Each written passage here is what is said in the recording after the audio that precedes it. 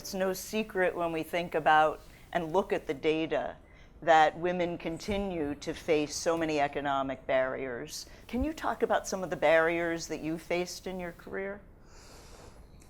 I feel that the barriers, the natural barriers, would be predominantly with mothers in the workplace. And I experienced that personally. I was in, thankfully in a 2-income family, and I had the blessing of not having to work financially. But I realized, looking back in my career of, now 30 years plus, because I wasn't working full time, I wasn't building my salary bracket. And if you don't build salary bracket with notoriety and, presence, then you're not in the game anymore. You become a B-list actor. So I got knocked out of the A-list category, saying, well, you're not box office material. You don't hold the value that you would have held if you had done 4 movies a year, like Nicole Kidman and Cate Blanchett did during the time I was raising my kids.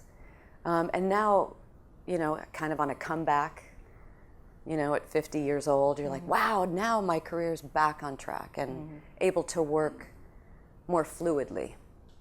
And then you establish yourself. So I think that barrier, it's a pandemic. I mean, let's face it, right? The inequality, what women earn 82% of what their male counterparts make, kind of on an average. And you do have to shame and guilt them into it. And I did it on my show recently.